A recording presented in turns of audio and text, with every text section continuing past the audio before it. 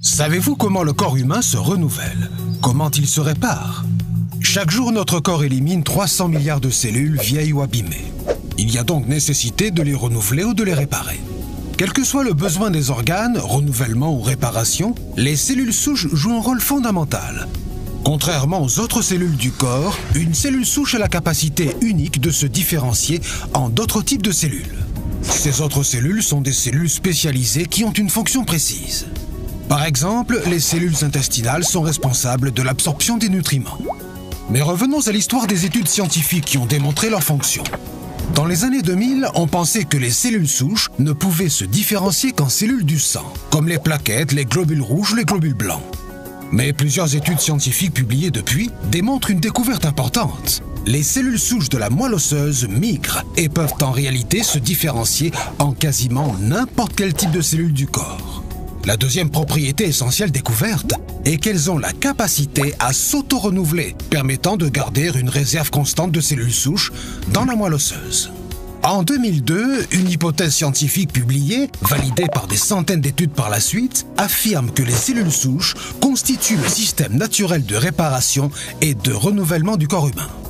C'est une découverte scientifique majeure et révolutionnaire. Mais concrètement, comment est-ce que cela fonctionne ? Chaque fois qu'une blessure ou une lésion au sein d'un tissu apparaît, celui-ci va envoyer une première série de composés spécifiques qui vont migrer vers la moelle osseuse. Ceci déclenche la libération de cellules souches dans le sang. Durant les quelques jours qui suivent, on observe une augmentation importante du nombre de cellules souches en circulation. Au départ, elles ne savent pas du tout où aller.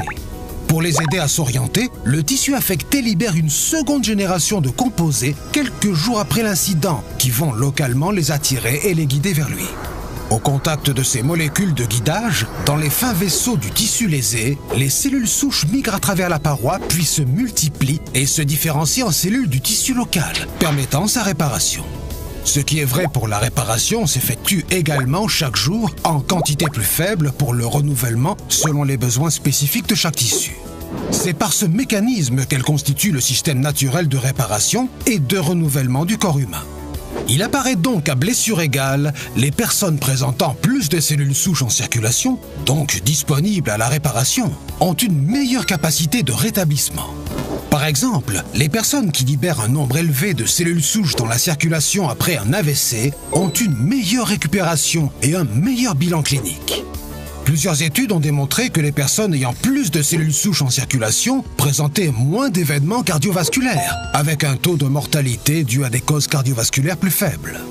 En augmentant le nombre de cellules souches en circulation dans tout le corps, la capacité de ces différents tissus à se réparer est optimisée. Pour ce faire, il y a deux solutions. Première solution, prélever les cellules souches d'un patient, les cultiver en laboratoire et les réinjecter. Une deuxième solution, plus physiologique, consiste à augmenter la libération de nos propres cellules souches dans le corps. On appelle ça la mobilisation des cellules souches endogènes. Pour résumer, 3 étapes complémentaires et essentielles à la réparation et au renouvellement sont nécessaires. La libération des cellules souches de la moelle osseuse, leur circulation dans le sang, leur migration au niveau d'un tissu en demande. Les bénéfices associés à ces 2 méthodes ont été démontrés dans des centaines de publications sur une variété d'organes. En conclusion, comme le système circulatoire, le système digestif ou le système respiratoire, qui favorisent un bon état de santé et la survie de l'organisme entier, les cellules souches sont reconnues comme un nouveau système fondamental du corps humain. Ainsi, soutenir le rôle naturel des cellules souches de la moelle osseuse participe au maintien en santé.